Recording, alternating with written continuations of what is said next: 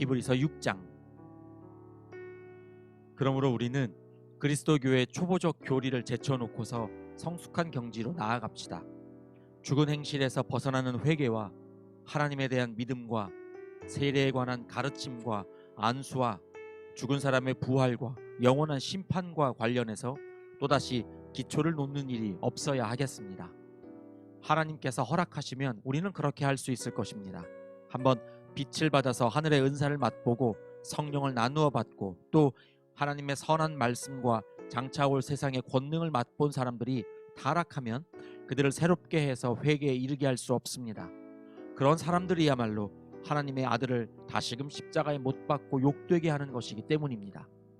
땅이 자주 내리는 비를 흡수하여 농사짓는 사람에게 유익한 농작물을 내주면 그 땅은 하나님께로부터 복을 받습니다.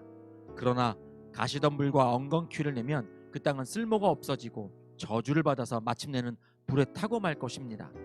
사랑하는 여러분, 우리가 이렇게 말하지만 여러분에게는 구원에 이르게 하는 더 좋은 것들이 있다는 것을 확신합니다.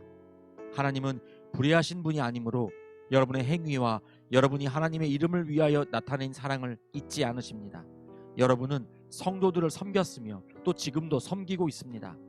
여러분 각 사람은 같은 열성을 끝까지 나타내서 소망을 이루시기 바랍니다. 여러분은 게으른 사람이 되지 말고 믿음과 인내로 약속을 상속받는 사람들을 본받는 사람이 되어야 합니다. 하나님께서는 아브라함에게 약속하실 때에 자기보다 더 큰 분이 계시지 아니하므로 자기를 두고 맹세하시고서 말씀하시기를 내가 반드시 너에게 복을 주고 복을 줄 것이며 너를 번성하게 하고 번성하게 하겠다 하셨습니다. 그리하여 아브라함은 오랜 참은 끝에 그 약속을 받은 것입니다. 사람들은 자기보다 더 위대한 일을 두고서 맹세합니다. 그런데 맹세는 그들에게 모든 논쟁을 그치게 하여 주고 확정을 지어줍니다. 그래서 하나님께서는 그 약속을 상속받는 사람들에게 하나님의 뜻이 변하지 않는다는 것을 더욱 환히 나타내 보이시려고 맹세로서 보증하여 주셨습니다. 이는 앞에 놓인 소망을 붙잡으려고 세상에서 피하여 나온 사람들인 우리가 이 두 가지 변할 수 없는 사실, 곧 하나님의 약속과 맹세를 의지하여 큰 위로를 받게 하려는 것입니다. 하나님께서는 약속하시고 맹세하실 때에 거짓말을 하실 수 없습니다. 우리에게는 이 소망이 있으니 그것은 안전하고 확실한 영혼의 닷과 같아서 휘장 안에까지 들어가게 해줍니다. 예수께서는 앞서서 달려가신 분으로서 우리를 위하여 거기에 들어가셔서 멜기세덱의 계통을 따라 영원히 대제사장이 되셨습니다. 히브리서 7장. 이 멜기세덱은 살렘 왕이요 지극히 높으신 하나님의 제사장이었습니다. 그는 아브라함이 여러 왕을 무찌르고 돌아올 때에 그를 만나서 축복해 주었습니다. 아브라함은 모든 것의 10분의 1을 그에게 나누어 주었습니다. 첫째로 멜기세덱이란 이름은 정의의 왕이라는 뜻이요, 다음으로 그는 또한 살렘 왕인데 그것은 평화의 왕이라는 뜻입니다. 그에게는 아버지도 없고 어머니도 없고 족보도 없고 생애의 시작도 없고 생명의 끝도 없습니다. 그는 하나님의 아들과 같아서 언제까지나 제사장으로 계신 분입니다. 멜기세덱이 얼마나 위대한가를 생각해 보십시오. 족장인 아브라함까지도 가장 좋은 전리품의 10분의 1을 그에게 바쳤습니다. 레위 자손 가운데서 제사장 직분을 맡는 사람들은 자기네 동족인 이스라엘 백성에게서 비록 그 백성도 아브라함의 자손이지만 율법을 따라 10분의 1을 받아들이라는 명령을 받았습니다. 그러나 멜기세덱은 그들의 족보에 들지도 않았지만 아브라함에게서 10분의 1을 받았고 하나님의 약속을 받은 그 사람을 축복해 주었습니다. 두말할 것 없이 축복은 아랫사람이 윗사람에게서 받는 법입니다. 한편에서는 죽을 수밖에 없는 사람들이 10분의 1을 받고 다른 한편에서는 살아계시다고 입증되시는 분이 그것을 받습니다. 말하자면 10분의 1을 받는 레위까지도 아브라함을 통해서 10분의 1을 바친 셈이 됩니다. 멜기세덱이 아브라함을 만났을 때에는 레위는 아직 자기 조상 아브라함의 허리 속에 있었으니 말입니다. 그런데 이 레위 계통의 제사직과 관련하여 이스라엘 백성은 율법으로 지령을 받기는 하였습니다.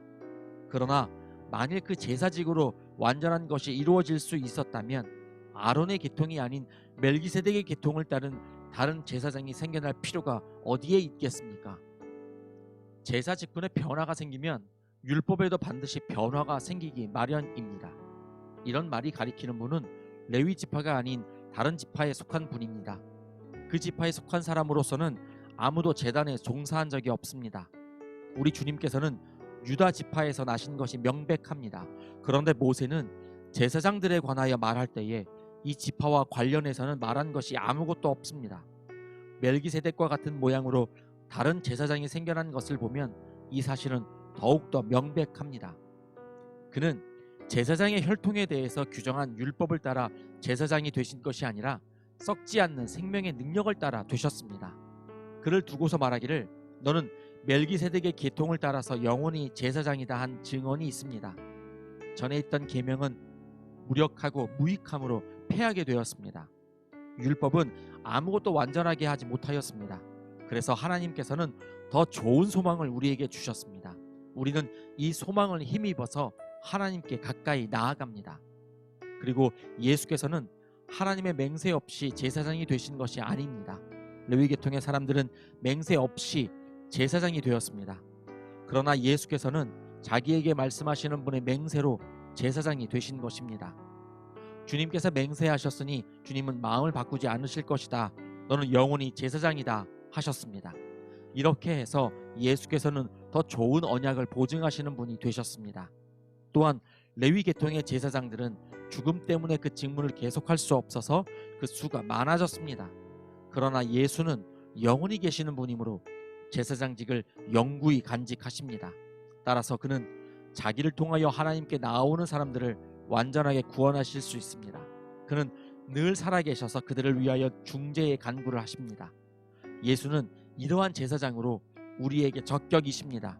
그는 거룩하시고 순진하시고 순결하시고 죄인들과 구별되시고 하늘보다 높이 되신 분입니다. 그는 다른 대제사장들처럼 날마다 먼저 자기 죄를 위하여 희생 제물을 드리고 그 다음에 백성을 위하여 희생 제물을 드릴 필요가 없습니다. 그는 자기 자신을 바치셔서 단 한 번에 이 일을 이루셨기 때문입니다. 사람들에게 약점이 있어도 율법은 어쩔 수 없이 그들을 대제사장으로 세우지만 율법이 생긴 이후에 하나님께서 맹세하신 말씀은 영원히 완전하게 되신 아들을 대제사장으로 세웠습니다. 히브리서 8장. 지금 말한 것들의 요점은 이러합니다. 곧 우리에게는 이와 같은 대제사장이 한 분 계시다는 것입니다. 그는 하늘에서 지엄하신 분의 보좌 오른편에 앉으셨습니다. 그는 성소와 참 장막에서 섬기시는 분입니다. 이 장막은 주님께서 세우신 것이요 사람이 세운 것이 아닙니다. 모든 대제사장은 예물과 제사를 드리는 일을 맡게 하려고 세우신 사람입니다. 그러므로 이 대제사장도 무엇인가 드릴 것을 가지고 있어야 합니다. 그런데 그가 땅에 계신다고 하면 제사장이 되지는 못하실 것입니다. 땅에서는 율법을 따라 이미 예물을 드리는 사람들이 있기 때문입니다. 그러나 그들은 하늘에 있는 것들의 모형과 그림자에 지나지 않는 땅에 있는 성전에서 섬깁니다. 모세가 장막을 세우려고 할 때에 너는 명심하여 내가 산에서 네게 보여준 그 모형을 따라 모든 것을 만들어라 하고 말씀하신 하나님의 지시를 받은 것입니다. 그러나 이제 그리스도께서는 더욱 훌륭한 직무를 맡으셨습니다. 그가 더 좋은 약속을 바탕으로 하여 세운 더 좋은 언약의 중재자이시기 때문입니다. 그 첫 번째 언약에 결함이 없었더라면 두 번째 언약이 생길 여지가 없었을 것입니다. 그런데 하나님께서는 자기 백성을 나무라시면서 이렇게 말씀하셨습니다. 주님께서 말씀하신다. 보아라, 날이 이를 것이다. 그때에 내가 이스라엘 집과 유다 집과 더불어 새 언약을 맺을 것이다. 또 주님께서 말씀하신다. 이 새 언약은 내가 그들의 조상들의 손을 잡고 이집트 땅에서 인도하여 내던 날에 그 조상들과 맺은 언약과 같은 것이 아니다. 그들은 내 언약을 지키지 않았으므로 나도 그들을 돌보지 않았다. 또 주님께서 말씀하신다. 그날 뒤에 내가 이스라엘 집과 맺을 언약은 이것이니 나는 내 율법을 그들의 생각에 넣어주고 그들의 마음에다가 새겨주겠다. 그리하여 나는 그들의 하나님이 되고 그들은 내 백성이 될 것이다. 그리고 그들은 각각 자기 이웃과 자기 동족을 가르치려고 주님을 알라고 말하는 일이 없을 것이니 작은 사람으로부터 큰 사람에게 이르기까지 모두 나를 알 것이기 때문이다. 내가 그들의 불의함을 긍휼히 여기겠고 더 이상 그들의 죄를 기억하지 않겠다. 하나님께서 새 언약이라고 말씀하심으로써 첫 번째 언약을 낡은 것으로 만드셨습니다. 낡고 오래된 것은 곧 사라집니다. 히브리서 9장. 첫 번째 언약에도 예배 규정과 세상에 속한 성소가 마련되어 있었습니다. 한 장막을 지었는데 곧 첫째 칸에 해당하는 장막입니다. 그 안에는 촛대와 상이 있고 빵을 차려 놓았으니 이곳을 성소라고 하였습니다. 그리고 둘째 휘장 뒤에는 지성소라고 하는 장막이 있었습니다. 거기에는 금으로 만든 분향제단과 온통 금으로 입힌 언약궤가 있고 그 안에는 만나를 담은 금 항아리와 싹이 난 아론의 지팡이와 언약을 새긴 두 돌판이 들어 있었습니다. 그리고 그 언약궤 위에는 영광에 빛나는 그룹들이 있어서 속죄판을 그 날개로 내리덮고 있었습니다. 지금은 이것들을 자세히 말할 때가 아닙니다. 이것들이 이렇게 마련되어 있어서 첫째 칸 장막에는 제사장들이 언제나 들어가서 제사 의식을 집행합니다.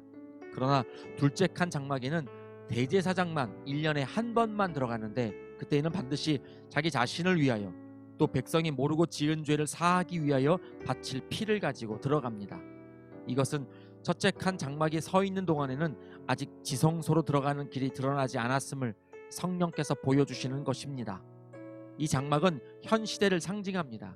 그 장막 제의를 따라 예물과 제사를 드리지만 그것이 의식 집례자의 양심을 완전하게 해주지는 못합니다. 이런 것은 다만 먹는 것과 마시는 것과 여러 가지 씻는 예식과 관련된 것이고 개혁의 때까지 육체를 위하여 부과된 규칙들입니다. 그러나 그리스도께서는 이미 일어난 좋은 일을 주관하시는 대제사장으로 오셔서 손으로 만들지 않은 장막, 다시 말하면 이 피조물에 속하지 않은 더 크고 더 완전한 장막을 통과하여 단 한 번의 지성소에 들어가셨습니다. 그는 염소나 송아지의 피로서가 아니라 자기의 피로서 우리에게 영원한 구원을 이루어 주셨습니다. 염소나 황소의 피와 암송아지의 죄를 더러워진 사람들에게 뿌려도 그 육체가 깨끗하여져서 그들이 거룩하게 되거든 하물며 영원한 성령을 힘입어 자기 몸을 흠없는 제물로 삼아 하나님께 바치신 그리스도의 피야말로 더욱더 우리들의 양심을 깨끗하게 해서 우리로 하여금 죽은 행실에서 떠나서 살아계신 하나님을 섬기게 하지 않겠습니까? 그러므로 그리스도는 새 언약의 중재자이십니다. 그는 첫 번째 언약 아래에서 저지른 범죄에서 사람들을 구속하시기 위하여 죽으심으로써 부르심을 받은 사람들로 하여금 약속된 영원한 유업을 차지하게 하셨습니다.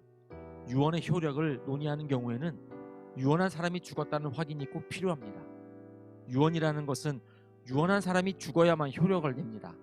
유언한 사람이 살아있는 동안에는 유언은 아무런 효력이 없기 때문입니다. 이러므로 첫 번째 언약도 피 없이 세운 것은 아닙니다. 모세가 율법을 따라 모든 계명을 백성에게 말한 뒤에 물과 붉은 양털과 우슬초와 함께 송아지 피와 염소 피를 취하여 언약책과 온 백성에게 뿌리고서 이것은 하나님께서 여러분에게 명하신 언약의 피입니다 하고 말하였습니다. 또 같은 방식으로 그는 장막과 제사 의식에 쓰이는 모든 기구에도 피를 뿌렸습니다. 율법에 따르면 거의 모든 것이 피로 깨끗해집니다. 그리고 피를 흘림이 없이는 죄를 사함이 이루어지지 않습니다. 그러므로 하늘에 있는 것들의 모형물은 이런 여러 의식으로 깨끗해져야 할 필요가 있지만 하늘에 있는 것들은 이보다 나은 희생제물로 깨끗해져야 합니다. 그리스도께서는 참 성소의 모형에 지나지 않는 손으로 만든 성소에 들어가신 것이 아니라 바로 하늘 성소 그 자체에 들어가셨습니다. 이제 그는 우리를 위하여 하나님 앞에 나타나셨습니다. 대제사장은 해마다 짐승의 피를 가지고 성소에 들어가지만 그리스도께서는 그 몸을 여러 번 바치실 필요가 없습니다. 그리스도께서 그 몸을 여러 번 바치셔야 하였다면 그는 창세 이래로 여러 번 고난을 받아야 하셨을 것입니다. 그러나 이제 그는 자기를 희생제물로 드려서 죄를 없이 하시기 위하여 시대의 종말에 단 한 번 나타나셨습니다. 사람이 한 번 죽는 것은 정해진 일이요 그 뒤에는 심판이 있습니다. 이와 같이 그리스도께서도 많은 사람의 죄를 짊어지시려고 단 한 번 자기 몸을 제물로 바치셨고 두 번째로는 죄와는 상관없이 자기를 기다리고 있는 사람들에게 나타나셔서 구원하실 것입니다. 아멘.